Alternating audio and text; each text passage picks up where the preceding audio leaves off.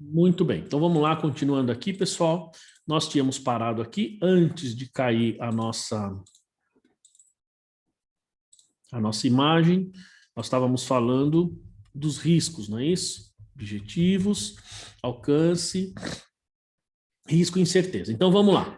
A gente está basicamente na metade dos slides, a gente vai conseguir terminar eles aí com tranquilidade, tá? Então olha só. Opa. Ó, então o risco e incerteza é aquilo que a gente falou. Toda vez que eu tenho uma operação que vai ser paga ou recebida no futuro, isso envolve risco, com certeza.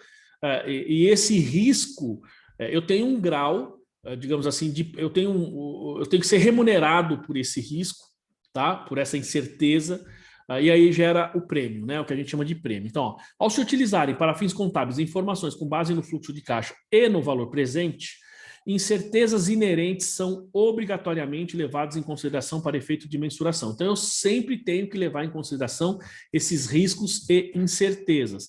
Muito importante na hora que você está ali fechando o seu fluxo de caixa na empresa, tá? Desculpa, sua nota explicativa. Lá na nota explicativa tem lá no final assim, risco e incerteza. Tá? Então, ali, normalmente, você está colocando, vai mostrar para o usuário, divulgar quais são os riscos que você considera importante, quais são os riscos que você considera na empresa como um todo. Aqui, especificamente, nós estamos falando dos riscos inerentes à montagem do fluxo de caixa. Quem já viu valuation, quem já fez ou já trabalhou com isso, sabe que sempre que a gente vai pensar em fluxo de caixa, a gente tem que levar essa questão em consideração, tá? Porque é inerente, tá, pessoal? A gente não tem valores futuros sem considerar risco. Ó, do mesmo modo, o preço que os participantes do mercado estão dispostos a cobrar, né, que é o prêmio pelo risco, como está aqui embaixo, ó, para assumir os riscos advindos de incertezas associadas a fluxo de caixa, ou em linguagem de finanças, o prêmio pelo risco, deve ser igualmente avaliado. Então, eu vou avaliar obrigatoriamente riscos e incertezas, consequentemente, o efeito disso e o prêmio que eu vou ter que levar em consideração, tá? Isso tudo vai fazer efeito na questão de definição de taxa para trazer valor presente. Ao se ignorar esses fatores, né, há o concurso para que a produção da informação seja incompatível com o que seria uma representação adequada da realidade. Por outro lado, não são admissíveis ajustes arbitrários para prêmios por risco. Ou seja, quando eu deixo de considerar esse risco e certeza, pessoal, muito provavelmente, tá? Esse fluxo de caixa, esse valor presente, ele não vai refletir a realidade, tá? Isso é fato, ele não vai refletir a realidade, porque ao fazer isso, você automaticamente está alterando a taxa que você tem que considerar. Então, o valor, se você diminui a taxa, o valor efetivamente aumenta, e se você aumenta a taxa, o valor efetivamente presente, né, ele vai diminuir. Então, isso precisa refletir efetivamente esses riscos e incertezas e o prêmio por risco. Só que isso não é uma coisa tão fácil de fazer, tá, gente? Isso não é uma coisa simples. Quando você tem operações semelhantes no mercado, quando você tem fatores que são conhecidos, tudo bem, você vai fazer meio que por analogia. Se você está falando de um empréstimo, um empréstimo tomado, né, um passivo, então você tem as taxas de contrato, as taxas explícitas, é um pouco mais fácil. O problema é quando você tem alguns itens que você não tem, a taxa é implícita, você não tem exatamente um contrato ali, e esse risco, essa incerteza é difícil de calcular. Um contas a receber você pode medir pelo seu histórico, né? E pela probabilidade, pelo conhecimento que você tem desse cliente. Então, isso facilitaria, mas não quer dizer que seja algo tão simples assim. Ó, quando não for possível se chegar a uma estimativa confiável e caixas estimados, então o valor presente do fluxo de caixa esperado pode ser obtido com a adoção de taxa de desconto que reflita unicamente a taxa de juros livre de risco, desde que com ampla divulgação do fato e das razões que levaram a esse procedimento. Quando eu não consigo medir essa taxa para trazer a valor presente, ele fala taxa livre de risco, o chamado risk-free. No Brasil, pessoal, basicamente quando a gente fala em risk-free ou taxa juros livre de risco, basicamente a gente pensa na taxa Selic. Eu nem sei quanto que está, não sei se está 4,25, né? Ela estava um pouco mais baixa, aumentou, não sei se... Eu não sei exatamente quanto que está aqui a taxa Selic, então, basicamente, se eu não tenho taxa nenhuma, essa seria a minha taxa a utilizar. Eu sempre falo assim, eu não sei qual vou utilizar. Taxa Selic, tá? Deixa eu ver, hoje ela está em 4,25 mesmo. Tá? Então, fazendo esse fluxo de caixa, eu vou trazer a valor presente, qual valor usar? Taxa de risco, taxa livre de risco. Agora, nem sempre, vamos supor que você está falando de um empréstimo, você tem ali uma taxa gigantesca ali. Então, o valor presente, pessoal, se você usa a taxa livre de risco, mas a taxa embutida no contrato é de, sei lá, 15%, 20%, 8%, então pode ser que você não esteja ali refletindo a taxa correta, a taxa adequada, tá? Deixa eu mudar aqui o padrão aqui de cor que está ficando transparente, né? Muito bem. Enfim, tá? Então esse é o procedimento que a gente tem que levar em consideração aí. Muito bem. Deixa assim. Sem esse ajuste automático, fica mais fácil. Bom, então vamos lá. Então a gente usaria a taxa Selic, tá? Outra coisa importante, pessoal, como eu falei para vocês, é a questão da relevância e da confiabilidade. Aqui é muito importante porque nós estamos pegando uma taxa que ela é diferente de empresa para empresa, nós estamos pegando aí um fluxo de caixa que é diferente de ativo e passivo, ou seja, para cada ativo ou para cada passivo, você tem uma taxa diferente, tá? Então, essa questão de você ter valores relevantes é muito importante você fazer essa consideração, porque às vezes você vai fazer um cálculo, você vai gastar um tempo gigantesco, você vai ter técnicas, mas o valor não é relevante, o valor não muda, não traz nenhuma melhoria para fins de análise na sua demonstração. Enquanto que você pegar ali como se diz, uma demonstração, você fez um cálculo enorme, um cálculo bacana, bom, você tem ali todo o procedimento, tal, não sei o quê, só que ele não é confiável. A metodologia que você utilizou não é confiável. E aí também não adianta nada você pensar em fazer o cálculo, porque que adianta você fazer um cálculo que muitas vezes ele não é relevante ou ele é relevante, mas não é confiável. Então o efeito para fins de análise, de demonstração, de apresentação de uma demonstração fica prejudicado. Tá? Então, ó, as demonstrações no que diz respeito ao VP, a gente precisa olhar a relevância e a confiabilidade, esses dois itens, tá? Ó, emitir juízo de valor acerca do balanceamento ideal de uma característica em função da outra, caso a caso, deve ser o exercício recorrente para aqueles que preparam e auditam as demonstrações. O que ele quer dizer, pessoal? Tem situações que você tem um cálculo que ele vai ser relevante e a metodologia que você usa, ela é confiável. Mas há situações em que você tem uma metodologia confiável, mas o valor não é relevante. E aí? Você faz porque é confiável e não é tão relevante, ou às vezes você tem relevante, mas o método não é tão confiável. Ou você faz por conta da relevância, mas ainda que não seja confiável. Percebe? Então, é difícil você entender essa relação entre as duas normas. Então, fica a cargo aí do seu julgamento e fala assim, não, isso aqui é relevante, isso aqui é importante, ainda que o cálculo não seja tão confiável, tá? Ou eu tenho uma metodologia confiável, mas isso aqui não é relevante, então não vou demonstrar, não vou fazer o cálculo. Então, isso é um exercício que a gente tem que fazer. E aí, cada um, em cada empresa ou em cada cliente, vai saber, ou deveria saber como, digamos assim, o que é importante para o usuário.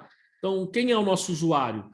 Só estou mandando para banco? Só estou mandando para o governo? Só estou mandando para o meu fornecedor? Será que o fornecedor vai saber analisar isso aqui? Às vezes não. Às vezes o cara nem não faz a mínima ideia dessa relação, tá? Opa! E aí, pessoal, para pensar nessa questão de relevância e de materialidade, relevância e confiabilidade, a gente tem a relação custo-benefício, que é muito importante a gente pensar isso nesse cálculo aqui, tá? Porque, ó, às vezes, pessoal, eu vou fazer o ajuste a valor presente, mas o cálculo não é tão relevante como a gente está vendo aqui, tá? Se ele não é tão relevante, o que pode acontecer? Ele pode ser mais a metodologia, a técnica, o controle, até como o Alex falou no início da aula, na primeira parte. Você vai ter um custo aí para manter o controle desses efeitos todos, mas às vezes o benefício não é algo que vai fazer diferença para você, ou seja, em outras palavras, não é relevante, tá? Então, ó, o equilíbrio entre o custo e o benefício, então, é uma limitação de ordem prática, tá? De ordem prática. Então, isso precisa ser realmente levado em consideração aí, tá? E, ó, ao invés de uma característica qualitativa. Então, ele não é uma característica qualitativa fundamental ou de melhoria, tá? Então, ele é uma limitação. Por quê? Porque, como eu disse, às vezes o custo é maior do que o benefício. E, nesse caso, a gente não deveria aplicar. Então, os benefícios decorrentes da informação devem exceder o custo de produzi-la. Se não ocorrer isso, tá? Se não houver, digamos assim, um benefício maior do que o custo, em tese, pessoal, por que a gente vai gastar tanto tempo, por que a gente vai gastar tanto recurso se o benefício é nulo, se o benefício é baixo, tá? Enfim, aqui ele vai dar umas diretrizes um pouquinho mais específicas, porque ele vai tratar mais detalhadamente do que a gente precisa considerar, principalmente no quesito fluxo de caixa, tá?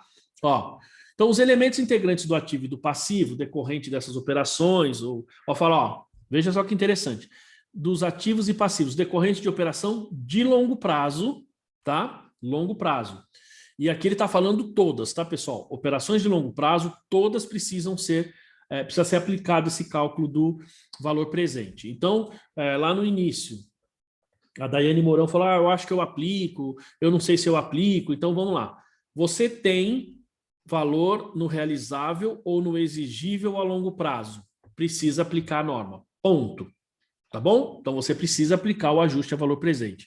Então, você tem um valor que você vai receber daqui 2, 3 anos, um valor que você vai pagar daqui 1, 2, 3 anos. Você tem que trazer a valor presente. Tá? É isso que você faz lá, Daiane? Não, não é de todas as contas, não, professor. Eu estou tentando entender, depois eu vou perguntar. Mas não é, não? Teria que ser todas as contas do longo prazo. Tá? Todas do longo prazo.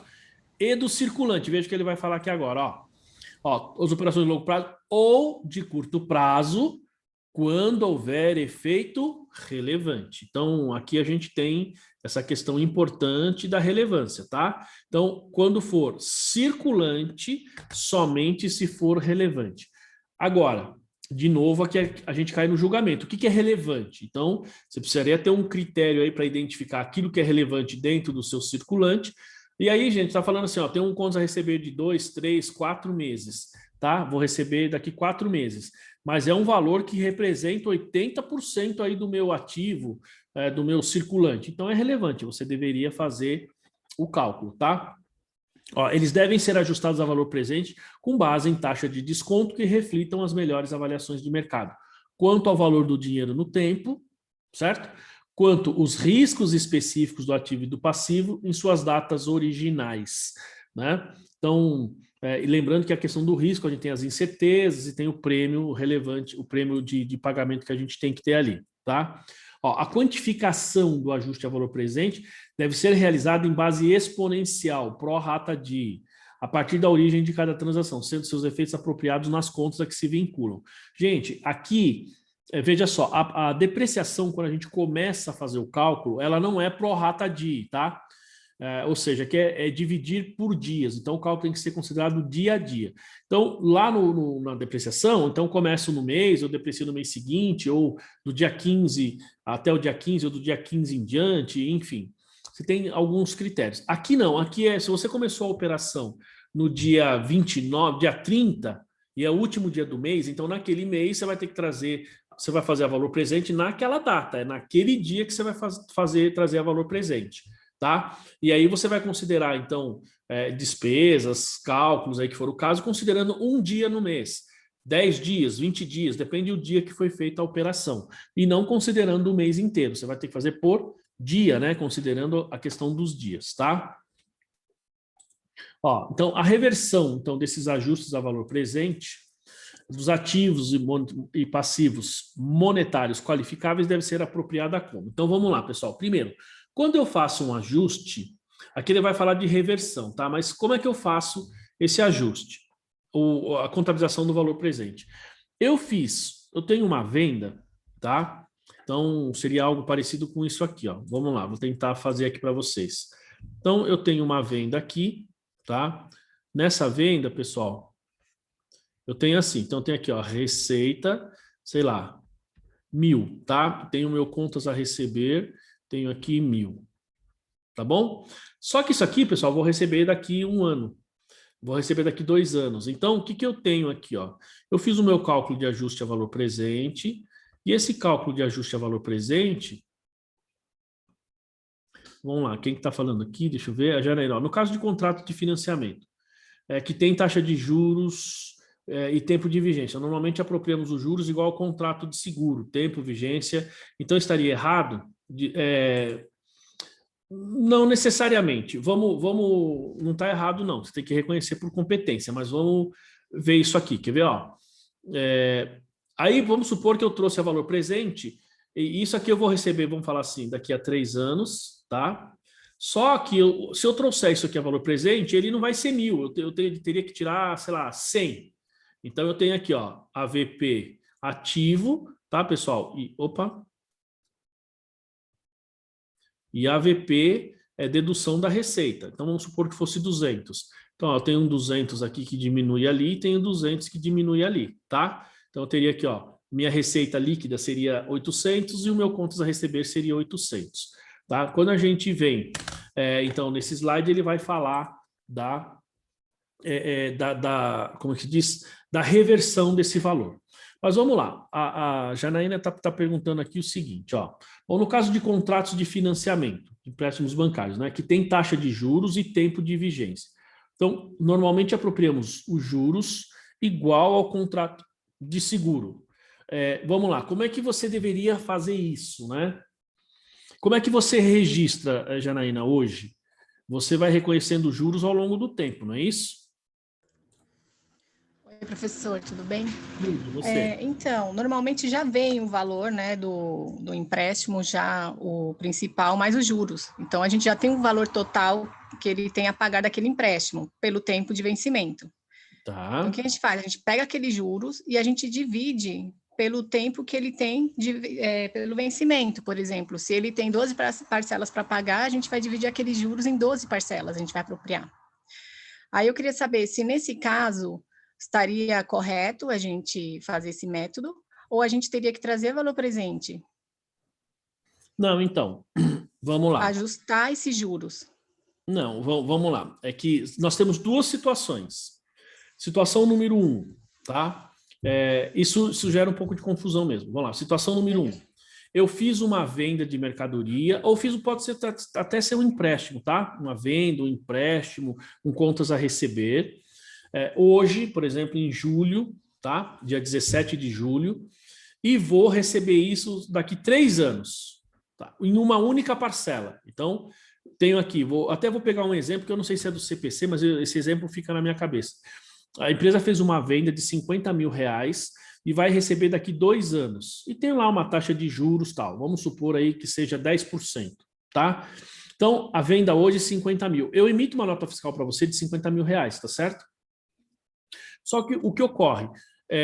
Porque eu estou te vendendo a 50 mil e ali dentro tem um juros embutido. Então, quanto que eu vou reconhecer de receita? Eu emiti a nota de 50, eu preciso lançar a nota de 50 mil, tá certo? Só que a gente tem a seguinte situação. Tá difícil a minha cor aqui, hein? Por causa da minha iluminação aqui. Então, você teria o seguinte: débito cliente, credito receita 50 mil. Perfeito? Tudo bem? Só que você sabe que você tem juros aí nessa operação, tá? Então, como é que eu vou fazer? Eu vou debitar, aí eu vou trazer a valor presente, veja que é uma parcela só, eu vou pegar aquele 50 mil, trazer a valor presente, para saber qual é o valor dos juros. Então, o que eu deveria fazer? Eu vou registrar os 50 mil, porque é o valor que eu vou receber no futuro. Só que o líquido que vai ficar no meu balanço, seja na receita ou seja lá no meu ativo, tem que ser o líquido, tá? Tem que ser o valor hoje. E o valor hoje é os 50 menos os juros que você tem no período. Perfeito? Tá claro isso daí? Tá claro, pessoal?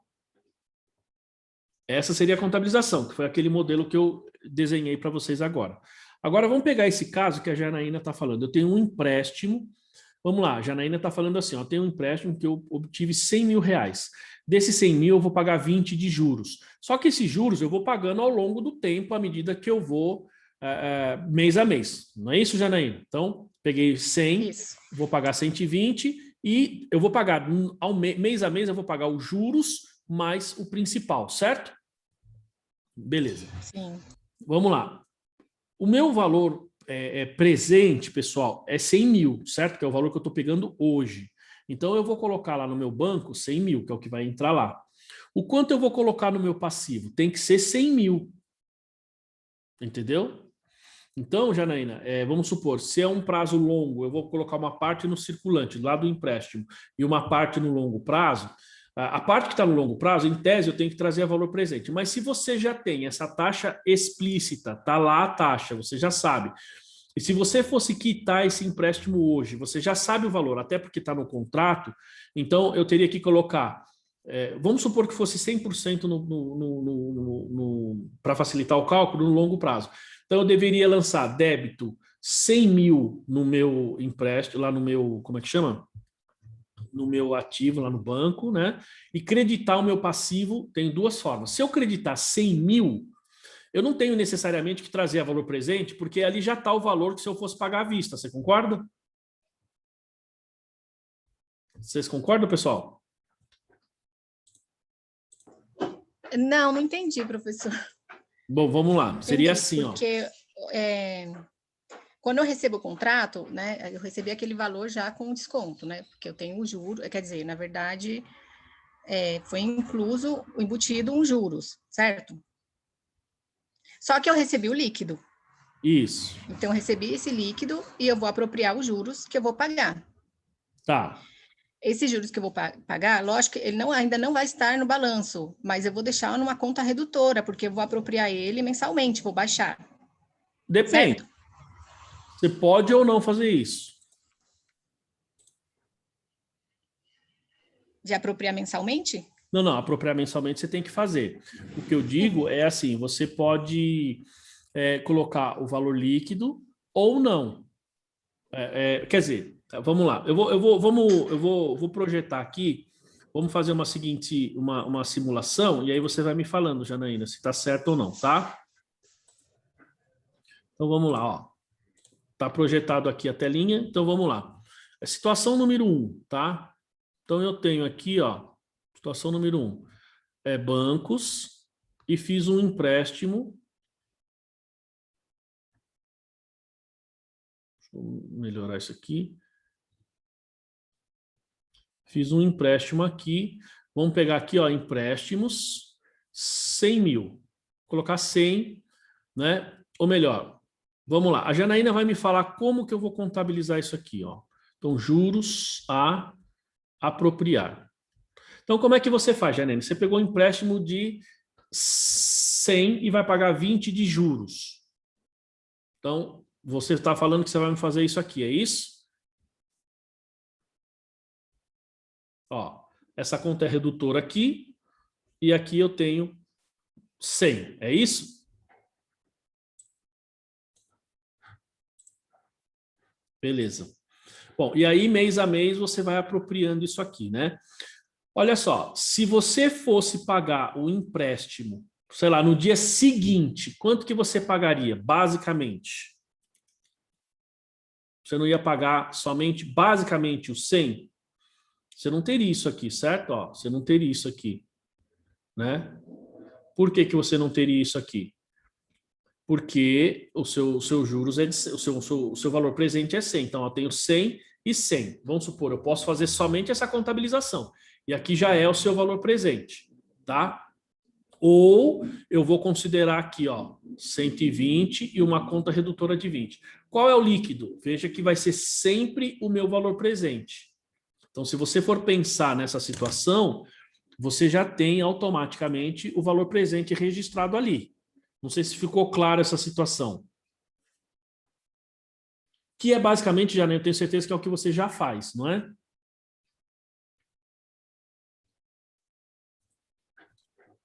Professor, mas Oi, a gente poderia reconhecer pelo líquido? os 100 mil? É? 100 mil no ativo e 100 mil no passivo só, sem reconhecer os juros a apropriar?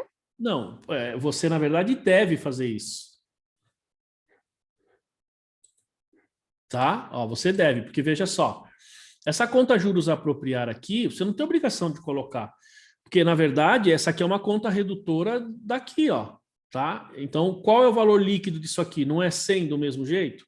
Então, isso aqui equivale a dizer que se você fizer esta apropriação aqui, tá do mesmo jeito, tá certinho, não tem nada de errado. Você não é necessário, você não é, digamos assim, obrigada necessariamente a colocar uma conta redutora lá. Você não precisa colocar essa conta redutora, você não é obrigado a fazer isso, tá? Professor, Diga. eu também faço igual as meninas estão falando, né? Mas eu entendo que fica o líquido do mesmo jeito, de qualquer das duas formas, fica um ajuste a valor presente, seria, né? Nesse caso, Isso. né? E eu acho que, não sei, para fins de demonstração, de controle, não é, fica mais visual ter o valor dos juros, para a gente saber quanto de juros eu vou pagar no longo, no curto prazo desse empréstimo? Acho que seria para controle também, não ficaria melhor? Fica, porque eu faço isso também, né? Eu também uso esse mesmo processo. Eu sempre lanço o valor total e coloco os juros como conta redutora. Eu também acho que para fins de controle, para fins de demonstração, também fica melhor, tá? Mas assim, mas eu não sou obrigado necessariamente, porque assim, a gente precisa colocar no nosso passivo e no nosso ativo, e é justamente o objetivo desta norma, o quanto você deve naquele momento, no valor presente, quanto que eu devo hoje. Tá? Então, quanto que eu devo hoje? Eu precisaria pegar esse empréstimo e trazer a valor presente.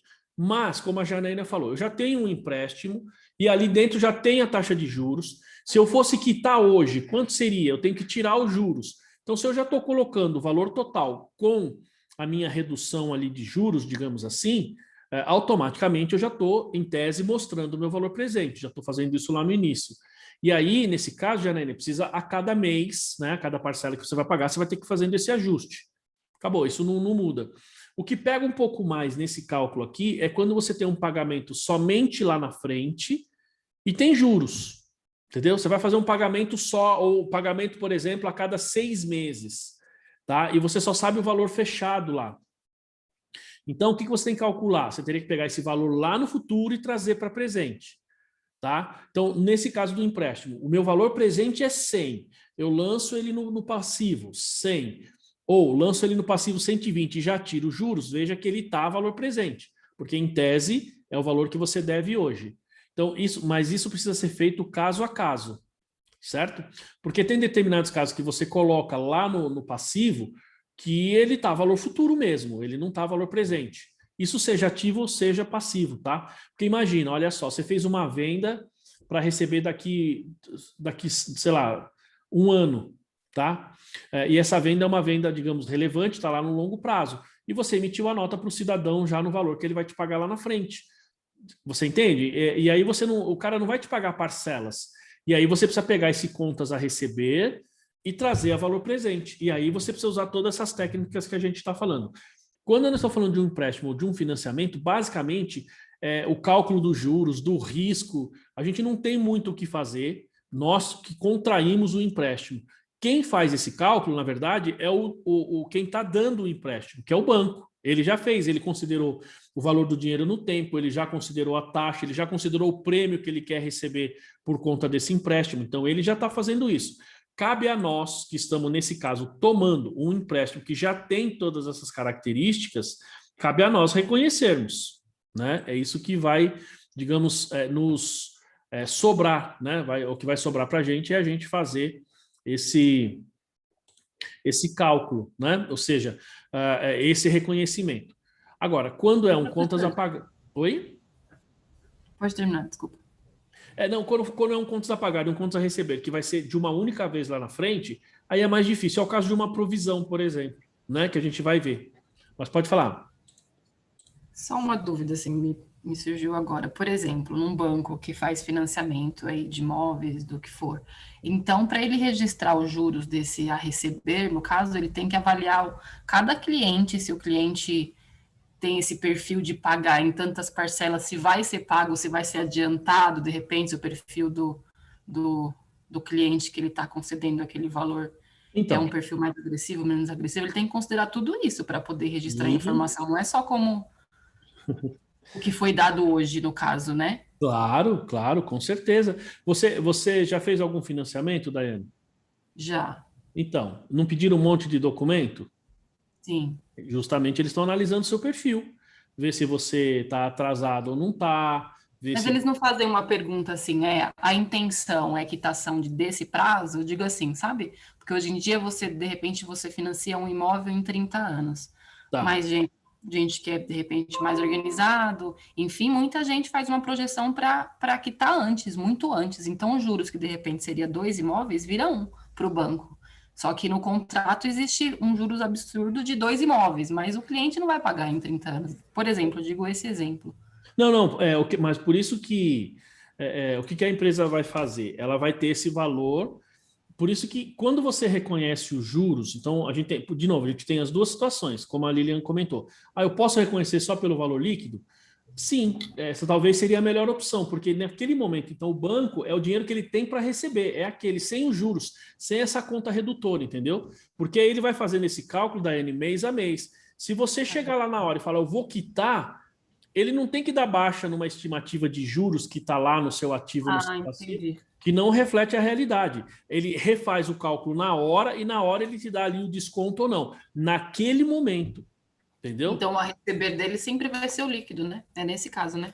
Sim, e o seu vai ser o seu caso na outra ponta, no Sim, passivo. entendi. Tanto, você entende? Tanto de um lado quanto do outro vai ser a mesma coisa, né? Mas assim, talvez por isso que fique mais fácil quando a gente pensa em termos de, como eu posso dizer, de você manter o lançamento líquido lá.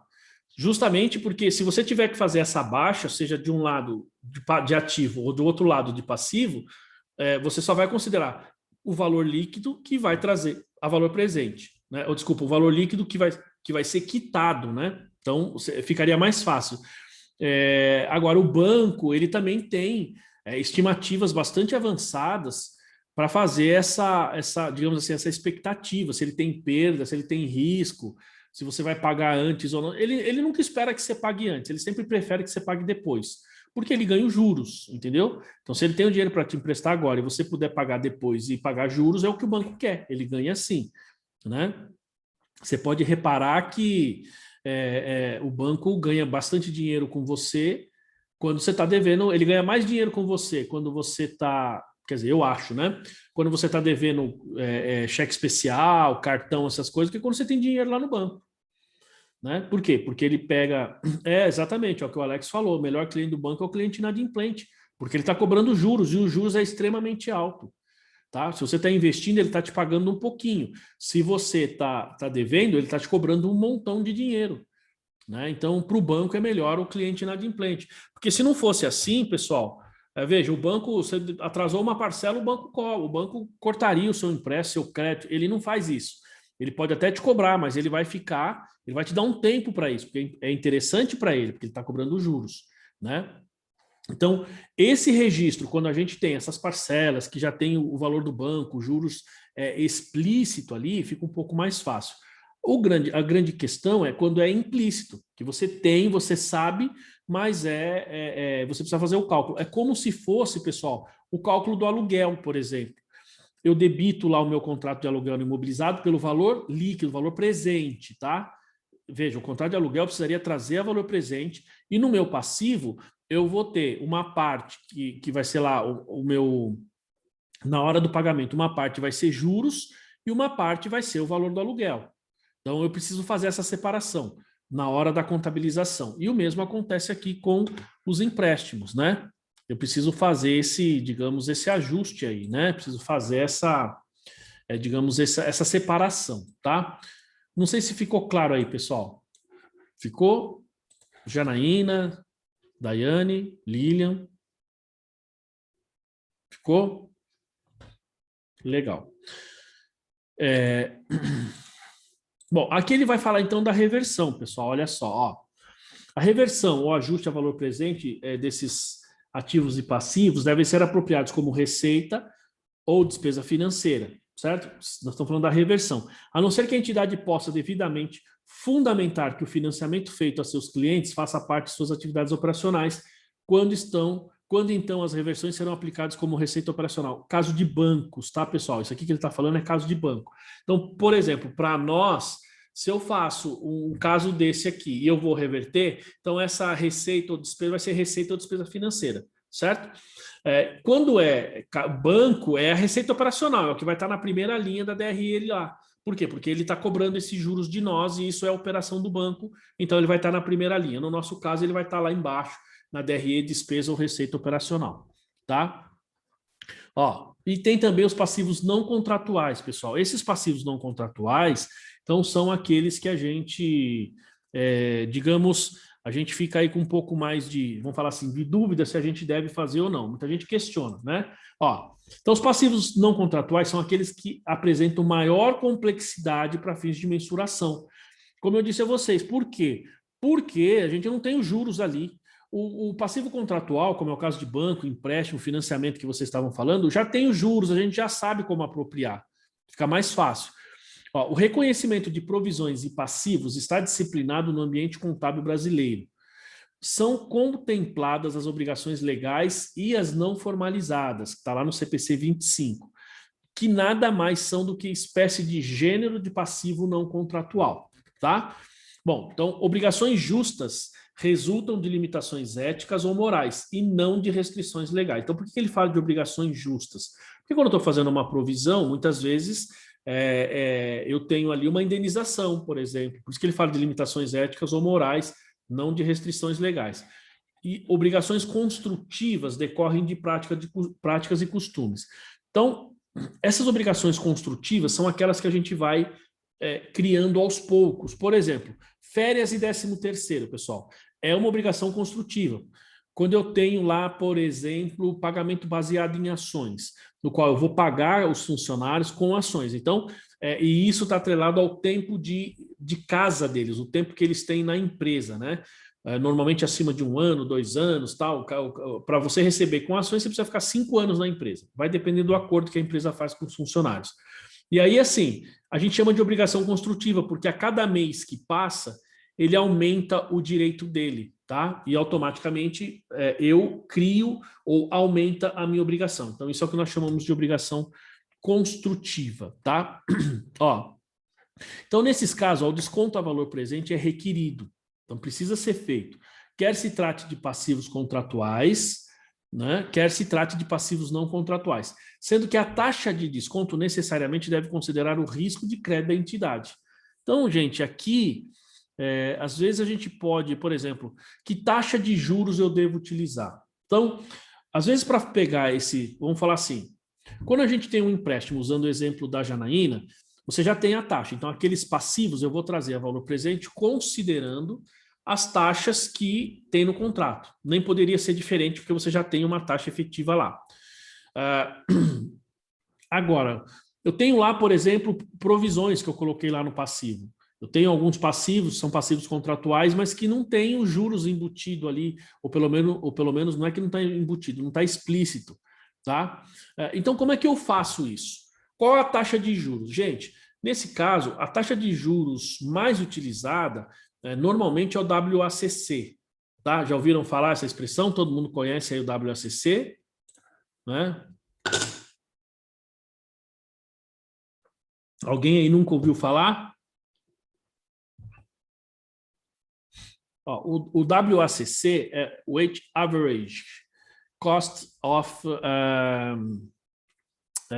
Capital, tá? Então, o custo médio ponderado de capital, certo? Então, quando você tem esse custo médio ponderado de capital, o que ele tem? É um cálculo um pouquinho mais complexo. Eu vou colocar nas atividades que eu vou postar, eu vou colocar um cálculo para a gente fazer. Ele é bem complexo, tá? Mas tem uma metodologia um pouco mais simples de fazer, que a gente consegue fazer de uma forma mais simples, que atenderia a esta norma. Eu vou ponderar, digamos assim, o empréstimo, o valor do empréstimo que eu tenho, dos empréstimos, e capital próprio e capital de terceiro. Se eu consigo fazer isso, então eu tenho uma média de qual seria a taxa de juros que eu costumo pagar, que a nossa empresa costuma pagar. Então, nessa taxa de juros poderia ser a taxa que você traz a valor presente, porque representa a média ponderada dos seus empréstimos e financiamentos, tá? Então, ela caberia muito bem, né, nessa metodologia, tá certo? Ó, por quê? Porque você tem um passivo, que eu vou pagar daqui 3 anos, ela é sei lá, uma provisão, e eu não sei, não tem taxa de juros lá. Mas para trazer a valor presente, se eu fosse pagar isso hoje, eu tenho uma ponderação média a partir do que eu pagaria de todos os meus empréstimos. Então, isso é aceito, né? Ó, a obrigação, então, para retirada do serviço de ativos de longo prazo, qualificada pela literatura como Asset Retirement Obligation, é um exemplo de passivo não contratual, já observado em companhias que atuam no segmento, por exemplo, de extração de minérios metálicos, minério de ferro, de petróleo e termonuclear, ajustando a valor presente. Ou seja, a gente discutiu, acho que do tatuzão outro dia, né?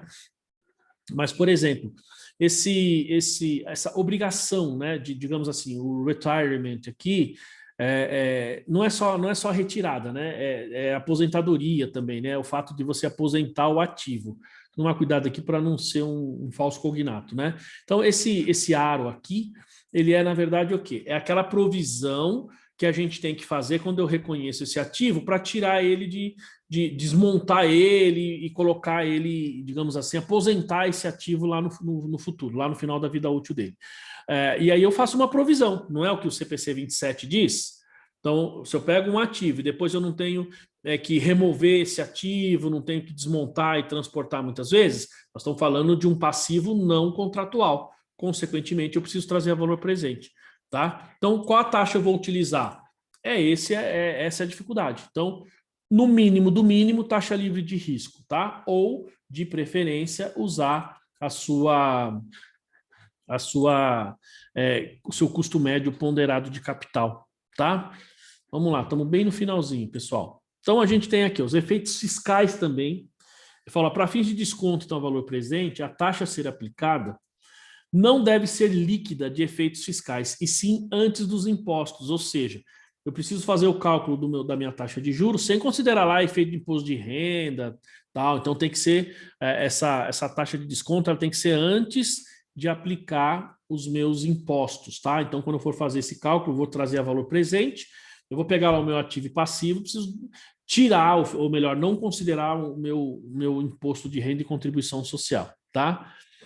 No tocante às diferenças temporárias, então, que você percebe entre base contábil e base fiscal de ativos e passivos, que a gente ajusta esse valor presente, né? Então, essas diferenças devem receber o tratamento requerido pelas regras contábeis vigentes para reconhecimento e mensuração de imposto de renda e contribuição social diferido.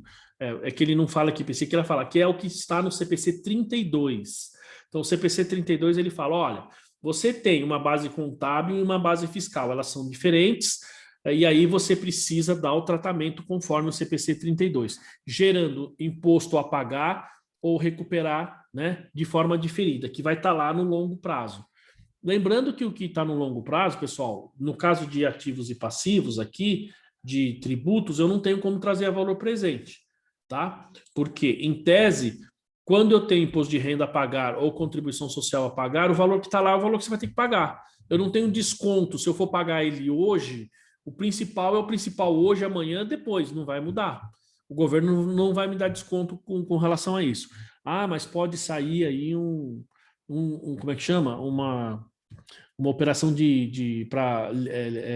como é que chama, pessoal? Essas operações aí que o governo faz para diminuir imposto e tal, né? Bom, veja que nesses casos, ele não diminui o imposto, né? Esses programas de finanças de parcelamento, os refis, muito bem, não estava lembrando o nome, Regilson, obrigado. Então, quando você pega esses refis da vida, ele não diminui o imposto, ele diminui juros e multa. O imposto você tem que pagar do mesmo jeito. Então, o governo não te dá desconto no imposto, o governo te dá desconto nos juros e na multa, tá? Então, por isso que ele fala aqui que isso precisa ser observado, essas diferenças temporárias, diferenças permanentes, a gente vai falar disso um pouquinho mais para frente, mas a gente não tem valor presente nessa situação, tá? Ó. Então, a gente tem aqui, ó. Então, na classificação dos itens, então, opa, deixa eu subir aqui, que surgem em decorrência... Só voltando nessa parte do imposto que o senhor falou, então, é igual o reconhecimento da receita. No caso de receita, para fins de impostos, ele considera o valor efetivo, né? Não tem redução de AVP por isso. Você paga para o governo o valor total. Se eu vendi 50 mil, vou receber 40, estou pagando de imposto 50 mil, certo? Não, como é que é? Vamos lá, não entendi. Nesse caso do AVP, o valor que vai ser recolhido do AVP ou da receita, no caso, o valor que vai ser recolhido de imposto é o meu valor da receita bruto, né? A Receita Federal não aceita a redução para recolhimento de impostos? Não, que eu saiba, o AVP parece que aceita sim. Eu tenho quase certeza que aceita. Vamos lá, é que tem duas situações, né? Vamos supor, por que ele aceita quando você tem juros embutido ali, tá? Pelo seguinte, porque em tese, o que vai acontecer? Eu até vou ver isso, viu, Daiane? Porque eu estou pensando aqui, é que eu fiz uma pesquisa recentemente sobre isso, e agora eu estou um pouco confuso, mas eu fiz uma pesquisa recentemente sobre isso, e me parece que ele estava aceitando, mas eu vou confirmar, tá? Mas, de qualquer maneira, você vai ser tributado no momento correto, digamos assim. Então, por exemplo, a receita financeira que você tem, vamos pensar no caso do empréstimo, né? Quando que eu posso lançar para a despesa financeira aquele juros que está embutido no empréstimo? Somente quando ele incorre, você concorda? Então, incorreu, passou o tempo, a Receita Federal permite que eu lance como despesa financeira, não é isso? Para ser dedutível, não é? Sim. Então, da mesma forma, aquela receita financeira vai ser tributável à medida em que passa o tempo, ou no momento em que aquela receita financeira é devida, certo? Então, por exemplo, se eu lanço 50 mil à vista, eu vou te falar aqui o que eu lembro agora, mas eu vou confirmar, tá? Porque se falando de tributos é sempre complicado. Mas assim, se eu fiz uma venda de 50 mil e 10 mil é juros, e fica claro que 10 mil é juros e 40 mil é o produto, então eu tributo os 40 mil. Por quê? Porque os juros eu vou receber daqui a um ano. Então, quando eu receber os juros lá na frente, eu vou pagar o tributo sobre os juros. Não dá para eu antecipar o imposto de uma coisa que eu não recebi ainda. Entendeu? Essa é a lógica. Mas eu vou confirmar, porque, como eu disse, eu fiz uma pesquisa recentemente e agora eu estou meio em dúvida para te responder com certeza. Tá? Eu vou pegar esse estudo que eu fiz e falo na próxima aula aí para vocês. Tá? É que a minha dúvida surgiu que eu estava lendo esses dias do Receita de Contratos, né? Aí eu vi que a Receita Federal ela não aceita a tributação do IRPJ, no caso de a contribuição social, conforme balanço, no caso, conforme você registra. Se você vai tem devoluções, tem alguma informação que você não vai receber naquele período, você tem que registrar a sua venda, você tem que pagar de acordo com a sua venda. Estava lendo alguma coisa, por isso que me então, mas agora, porque são informações diferentes, registros diferentes, mas é a mesma teoria, né? A princípio, sim. Se eu, então, no caso, aí eu vou pagar mais para frente ou não, mas aí eu queria entender essa parte, se eu preciso pagar no efetivo o bruto, né? O imposto, ou de acordo com o meu balanço mesmo. Olha só, aqui eu estou vendo aqui, ó. Bom, o ajuste a valor presente da conta clientes, por exemplo, é indedutível pelo lançamento contábil de venda, devendo ser adicionado na apuração do lucro real. Tá vendo? Então, já olhei aqui. Então, quando ele é indedutível, o que ocorre? Então, eu fiz uma venda de 50 mil. E ali eu fiz o ajuste a valor presente. Então, eu tenho uma conta redutora no meu ativo e tenho uma conta redutora no meu passivo, certo? Desculpa, no meu passivo não, na minha conta redutora lá na DRE, que diminui o meu imposto de renda e contribuição social, pensando em imposto de renda e contribuição, né? Eu preciso fazer como é que chama? Nesse caso, eu preciso fazer a adição. Só que você vai receber isso lá na frente, certo? Quando você receber lá na frente, você faz a exclusão. Sim, então, teoricamente, tem que pagar o bruto, né? Seria o bruto. Exatamente. Supostamente é o bruto, mas mesmo assim eu vou fazer vou resgatar essa pesquisa que eu fiz, porque, claro, você está falando, enquanto isso eu olhei rapidamente aqui na internet, então ele fala isso, mas eu vou olhar se tem algum detalhe, porque eu fiz um estudo e tinha ali alguns detalhezinhos, tá? Eu vou fazer esse levantamento aqui. Deixa eu ver aqui, ó. Eu estou até anotando aqui.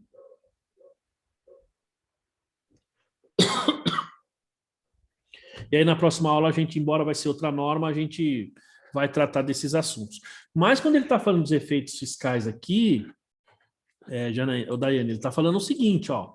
Quer ver, ó? Então, ó, para fins de desconto, valor presente de ativos e passivos, então, a taxa a ser aplicada não deve ser líquida de efeitos, e sim antes dos impostos. Ou seja, aqui ele está falando que na hora que você vai aplicar a taxa, no cálculo da taxa, você tem que considerar antes de aplicar o imposto de renda e contribuição social. Entendeu? Aqui ele está falando efetivamente da taxa. Mas vai ter o mesmo efeito. Vai ter o mesmo efeito no final, tá? E essas diferenças, então, são consideradas lá também no CPC 32, gerando ativo ou passivo diferido, tá? E a questão da dedução, né? Então, por enquanto, a gente está vendo que é indedutível. Se for uma receita, não vai ser tributável, se for uma despesa, não vai ser dedutível, tá? Tem que fazer o ajuste. Mas eu estou achando que é isso mesmo, estou me lembrando aqui, mas acho que é isso mesmo, tá? Bom, ó, então na classificação desses itens que surgem aí, então, decorrência desses ajustes a valor presente, quer seja em situação de reconhecimento inicial ou nos casos de nova medição, quando você vai refazer o contrato e tal, deve-se tratar a questão observando a primazia da essência sobre a forma, tá, gente? A gente já falou bastante de essência sobre a forma, isso precisa ser considerado, tá? Por que essência sobre a forma? Para saber se ali efetivamente você tem um empréstimo, um financiamento, se tem juros ou não, se aqueles juros ele está incidindo ali, se aquilo é um contrato, como a gente discutiu, isso aqui é uma faca ou isso aqui é um contrato de mútuo, certo? Então tem essas situações, porque, por exemplo, no caso do Edu, isso aqui está classificado lá no PL, mas na essência ele é um empréstimo lá, um contrato de mútuo, está no longo prazo, tem que trazer valor presente. Tá? Ó, o valor consignado na documentação fiscal que serve de suporte para a operação, então deve ser adequadamente decomposto para efeito contábil. Tá? Por que decomposto? Porque se tem juros embutidos, então eles devem ser expurgados do custo de aquisição das mercadorias e devem ser apropriados pela fluência do prazo. Tá vendo, Janaíno, que você tinha perguntado? Ó. Então, os juros que estão embutidos, eles são expurgados do custo de aquisição da mercadoria, certo? E devem ser apropriados pela fluência, ou seja, ao longo do tempo, conforme a competência, né? É importante relembrar que o ajuste de passivos, então, por vezes, implica no ajuste do custo de aquisição de ativos. Por vezes, não sempre, tá? Se eu adquiro um determinado ativo imobilizado, eu vou mexer no meu passivo, eu não vou mexer mais no meu ativo. Não posso mexer, tá? Então, por isso que ele fala por vezes, pode ser que aconteça. É o caso, por exemplo, de operações de aquisição e venda de prazo de estoque e ativo imobilizado, posto que juros imputados nos preços devem ser expurgados na mensuração inicial. Então, veja, é o que a gente estava falando. Seja estoque, imobilizado, propriedade para investimento e até mesmo o ativo intangível, esses juros, quando estão imputados lá na operação, como o Eduardo tinha comentado, a gente precisa expurgar ele na mensuração inicial, ou seja, ele tem que ir para os meus ativos ao valor à vista, ou valor presente, ou valor. Se você não tiver o valor à vista, o valor presente, ou o valor justo, tá? Dos dois, o menor. É isso que precisa, assim que precisa ser registrado. Então, se você tem um financiamento, você tem que lembrar que lá tem juros, mas na mensuração inicial eu preciso tirar, exatamente como a gente falou agora há pouco, tá? E aí a gente entra aqui então na divulgação, pessoal, ó. A divulgação ela não tem muita complexidade, mas ela devem ser prestadas então, informações mínimas que permitam que os usuários obtenham um entendimento inequívoco das mensurações a valor presente, levado a efeito para ativos e passivos, compreendendo o seguinte rol não exaustivo. Descrição do item objeto da mensuração a valor presente, a natureza de seus fluxos de caixa, se é contratual ou não, e se aplicável o valor de entrada cotado a mercado, dependendo do caso, né?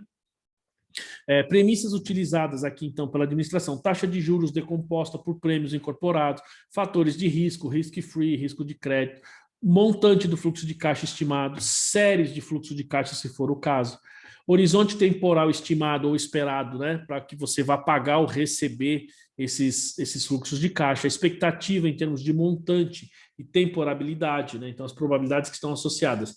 E uma coisa importante, viu, Daiane, que você estava comentando, quando a gente vai, por exemplo, vai fazer esses reconhecimentos futuros, então, na questão do risco, até para eu reconhecer o meu perdas prováveis aí, o CPC 48 de instrumentos financeiros, ele mudou um pouco essa questão de como você estima essas perdas, tá? Essas estimativas, antes, elas eram feitas baseadas no passado. Então, aquilo que eu deixei de receber, eu tenho uma média tal.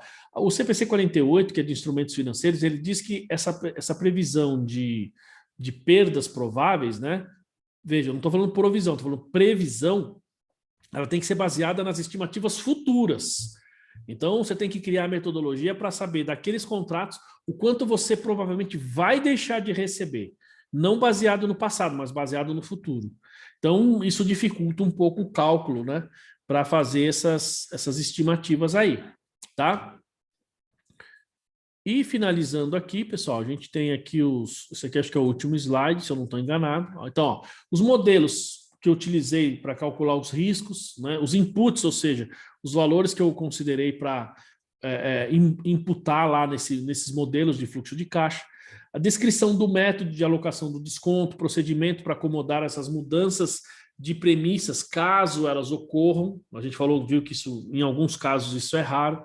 Propósito da mensuração ao valor presente, se para reconhecimento inicial, ou nova medição e motivação da administração para levar a efeito tal procedimento. Ou seja, o que ele está falando assim, então, a medição, né? Se você fizer uma nova medição e a motivação do porquê a administração fez isso. Então, isso precisa estar na divulgação. E outras informações que são consideradas relevantes aí, tá? Muito bem. Basicamente é isso, em termos de normas. E aqui, gente, a gente tem assim, se a gente for pensar em termos de ajuste a valor presente, o registro contábil, como eu disse, não é tão complexo. Vou colocar atividades lá para vocês, esse está até pronto, inclusive. Mas a gente tem assim, eu trago a valor presente, quais itens? Todos os meus não circulantes ativos e não circulantes passivos, certo? Preciso trazê-los a valor presente. A gente precisa levar em conta, nessa definição de quais são esses itens, a relevância, certo? E a confiabilidade do método que eu estou utilizando, tá? Então, se às vezes o valor é relevante, mas o método não é confiável, então a gente precisa julgar se realmente valeria a pena fazer.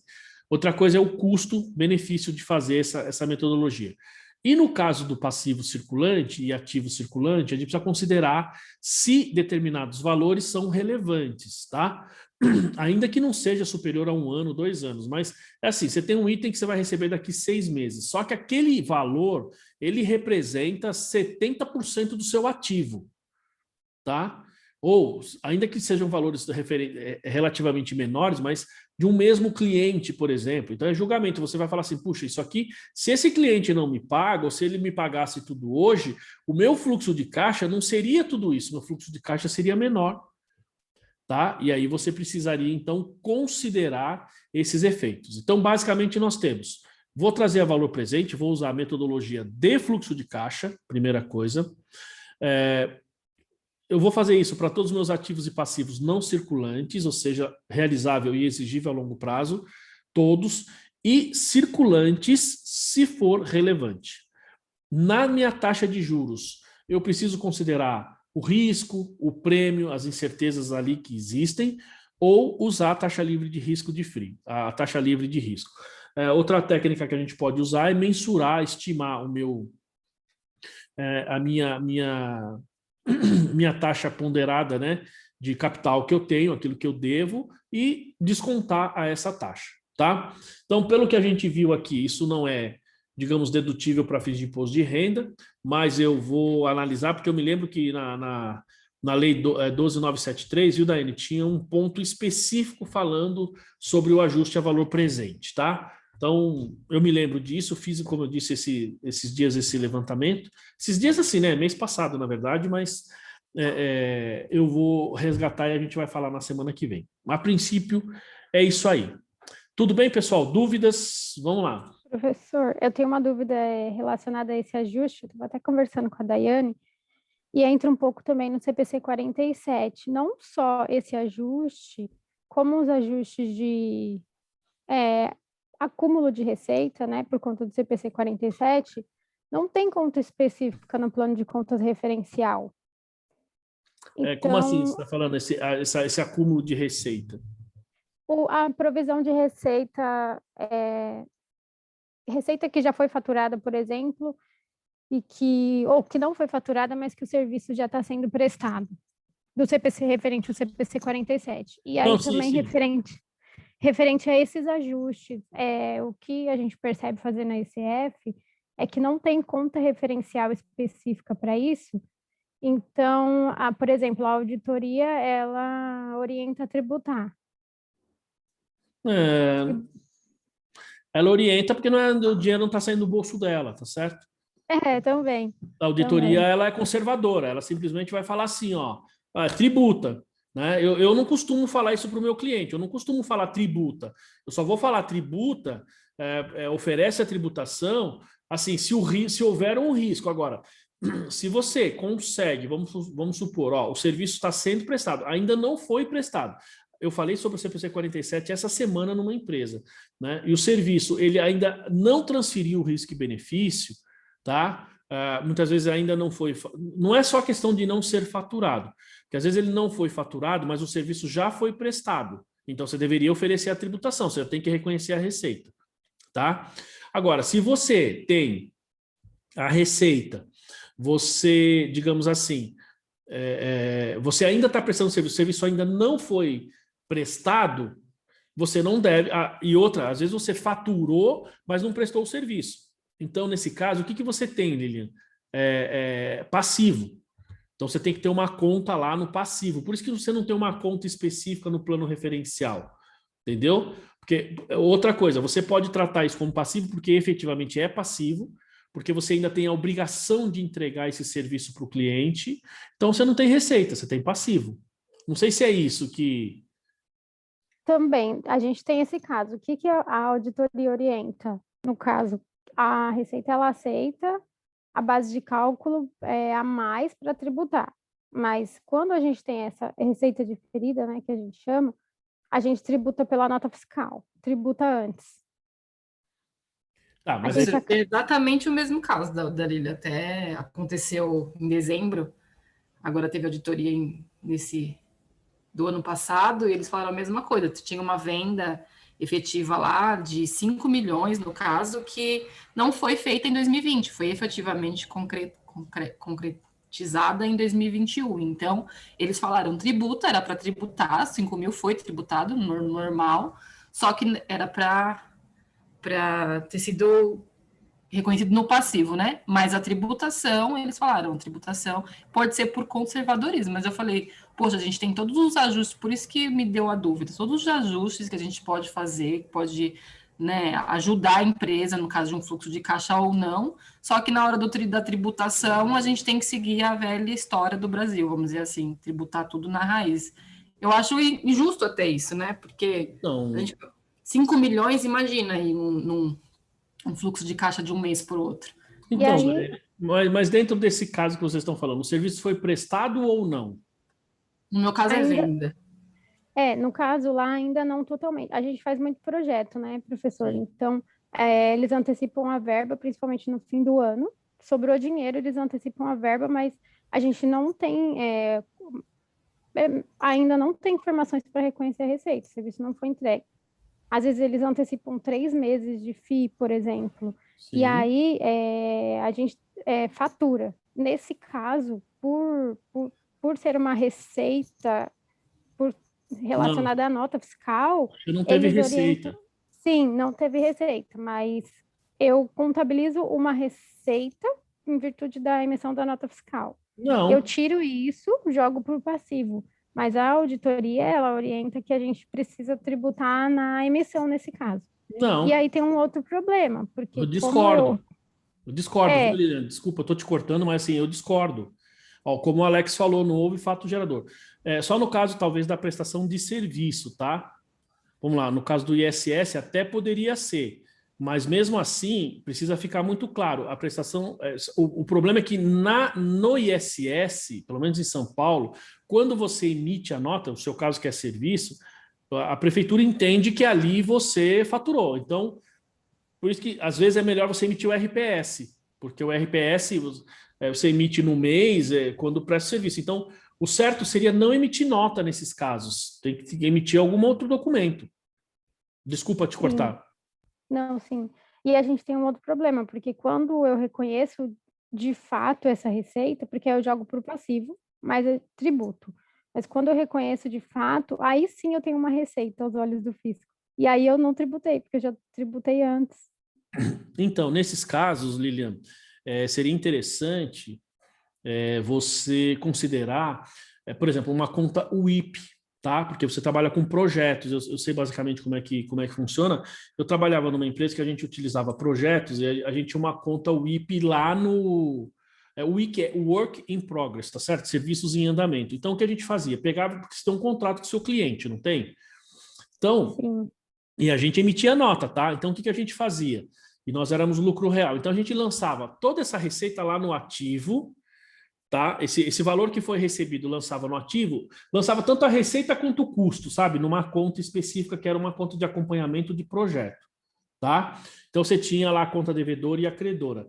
E à medida que você ia, digamos assim, por exemplo, o cálculo era feito extra contábil. Então, ainda que eu emitisse nota, a gente tinha o acompanhamento certinho do quanto de serviço foi prestado. Então, eu fazia um controle extra contábil.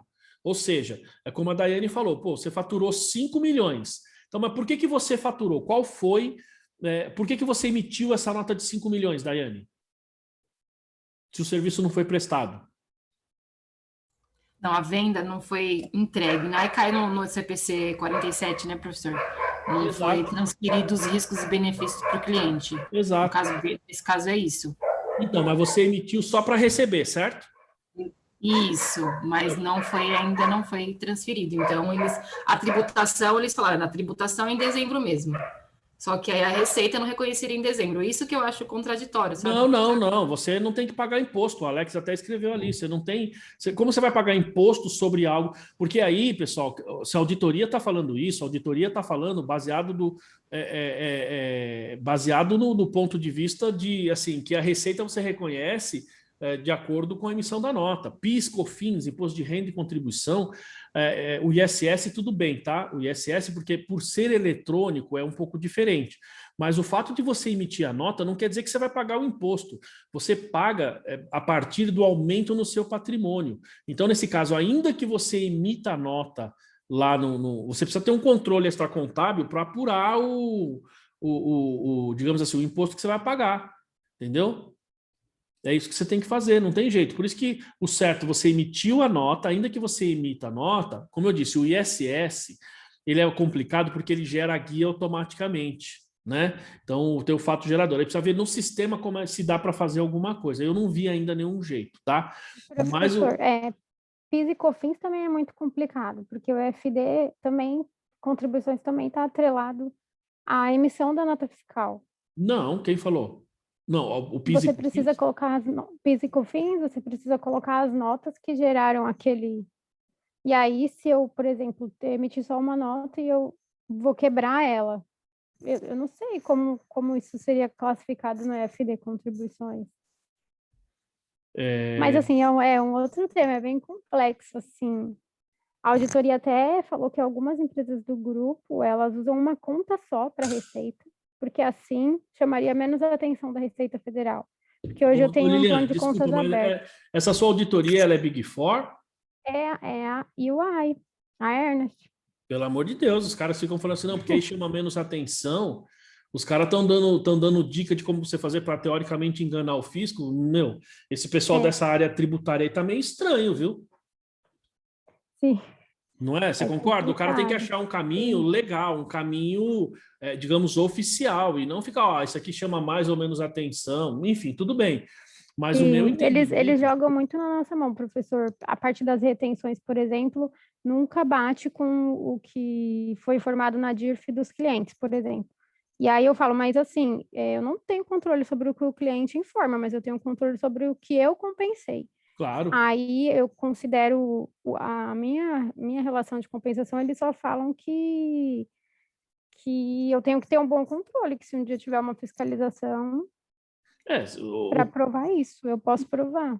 então, mas se você consegue provar aquilo que você teve de retenção, vamos fazer o seguinte, pessoal. Durante essa semana, embora eu vou ter treinamento, vai ficar um pouquinho complicado, mas eu vou ver se eu vou pensar nisso aí que vocês estão falando, principalmente na FD Contribuições. Aliás, essa semana tem que entregar, né? Sim. A Na FD... verdade, foi Ah, na desculpa, quarta. foi quarta-feira. Foi quarta-feira. Essa semana é FD aí, CMS, PI, né? Na terça-feira. Professora, eu tenho uma outra dúvida relacionada a isso. Tá. A gente tem um cliente lá, a Petrobras até, e eles têm uma cláusula no contrato que fala assim, que cada nota fiscal que eles pagarem, eles vão reter 3,75% de verbas trabalhistas. E aí a gente joga isso porque eles só vão pagar no fim do contrato, e a gente joga isso para o longo prazo. Então, eu queria saber se nesse caso, essas notas que eu jogo, esse valor de 3,75 da nota que eu jogo para o longo prazo, eu tinha que ajustar o valor presente? Sim. Supostamente sim. Fazer isso por nota, né? Não pelo saldo. Não, aí assim, pensa na natureza da conta, tá? Você, embora você tenha porque você tem prazos diferentes, não é isso? Então tá na mesma conta, não é? Essa é a minha dúvida, porque todo mês entra um valor. Eu não tenho um montante certo, como se eu pegasse um empréstimo, por exemplo. Mas é um percentual de cada nota fiscal. E a nota fiscal também não é um FII fixo. Ela é por relatório de medição. Então, cada mês é um valor que eu jogo lá para o longo prazo. Deixa eu pensar aqui. Ele está no longo prazo. Não, eu acho que pode ser tudo junto, viu? Não precisa ser nota por nota, não. Porque vamos lá, deixa eu pensar. Você fez a contabilização, você debitou lá, você tem lá uma conta de. Então, esse caso é da Receita também, né? Você emite a nota e eles fazem uma retenção, não é isso? Isso. Então, você recebe um valor a menos e esse valor fica, nesse caso, do seu ativo circulante, não é isso? Desculpa, Isso, ativo não circulante. fica uma parte no circulante e uma parte no não circulante, porque eles só vão pagar quando no fim do Isso. contrato. Aí a cada mês que entra esse valor, você tem que lembrar que é daquele mês até o mês que você está fechando o seu balanço, certo? Certo. Então, se você fizer isso todo mês, eu acho que pode ser pelo valor fechado, não precisaria ser mês a mês, nota a nota.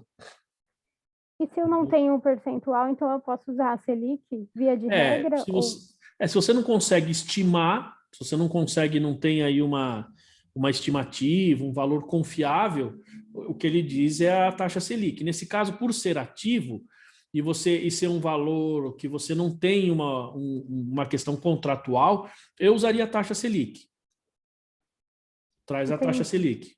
Pega o montante que você tem, e aí lembrando que nós estamos falando de trazer a valor presente a juros compostos, tá?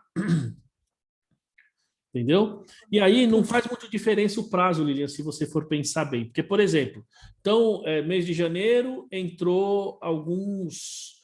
Vamos supor, ó, esse mês de janeiro entrou alguns valores que você vai receber daqui 5 anos, né? E ele paga só lá no 5º ano, não é isso? Isso. Tá, outro entrou há 4 anos. Outro entrou para vencer daqui 3 anos. Então, você tem 3 valores. Um que vence com 5 anos. Aí eu vou falar para você o seguinte, pensando bem, e esses valores são muito relevantes, muito diferentes entre cada um deles? Não. Eles são bem próximos. Mais ou menos 5 mil por mês. Eu tenho 250 na conta hoje. Tá, e esses 250 mil, quanto que ele representa dentro, digamos assim, do total do seu ativo ou dentro do total do seu longo prazo? Eu acho que nem 10%.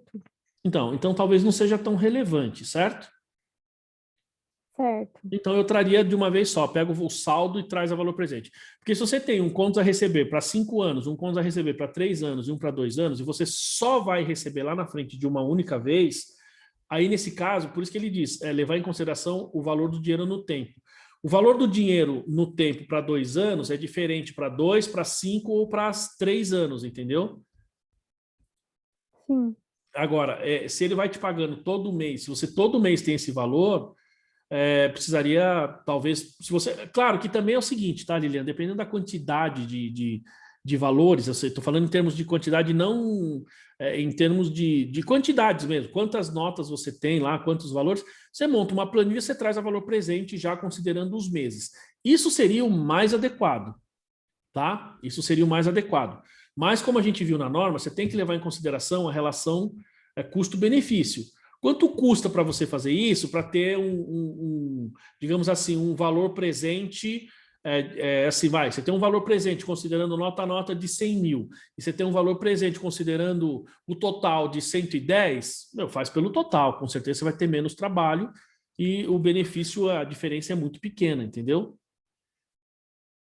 Então, isso caberia em julgamento para você fazer uma análise lá. Entendi. Obrigada, professor. Mas nada que uma planilha de Excel aí não resolva, entendeu? Sim. Sim. Tá? Agora, sendo bem sincero, Daiane e Lilian, no meu entendimento, se você, ainda que você tenha faturado, se você não prestou serviço, não deve reconhecer, nem PIS, nem COFINS, nem imposto de renda, nem nada, você não prestou serviço. Talvez emitir uma nota ou uma nota de débito ou algum documento para você poder receber esse valor, tá, como adiantamento. Dependendo da nota, tem que ver se tem algum código específico que não seja exatamente prestação de serviço. Porque você emite a nota, recebe o dinheiro, tá, e reconhece a receita quando o serviço for prestado.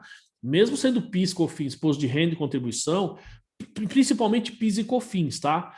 Pode reparar que a base de cálculo, o fato gerador não é a emissão da nota, o fato é o faturamento. E entenda-se por faturamento quando você prestar o serviço, quando aquilo aumentar o seu patrimônio. Então, se ele te deu um dinheiro e você ainda não prestou serviço, isso é passivo, tá? Você cria uma obrigação. Sim. Entendi, professor. Qualquer dia eu posso te mostrar até uma EFD, como que a gente foi orientado a preencher por conta desses ajustes. Se você puder me mandar na segunda, eu avalio. Segunda eu estou aqui o dia todo no escritório, terça e quarta eu tenho treinamento de manhã, a semana que vem eu vou ter treinamento à noite, a semana toda. Vou ter treinamento, semana que vem eu tenho treinamento segunda, terça e quarta à noite, terça e quarta durante o dia, das 8 a 1, das 9 a 1, e na sexta-feira pela manhã. Mas assim, eu tento ver isso daí, a gente consegue ver, tá? Sim, não tem pressa, professor, não tem pressa mesmo. Legal. E aí também vai solucionar a dívida aí também da Daiane. Se a gente conseguir resolver isso, ou ver isso essa semana, na próxima aula a gente trata novamente desse assunto. Tá? Combinado. Obrigada. Mais dúvidas aí, pessoal? Não? Tranquilo? Beleza. Então, primeira coisa que eu vou fazer aqui, quero agradecer todo mundo e vou finalizar a gravação, tá? E aí vou falar uma coisinha com a Lilian aí.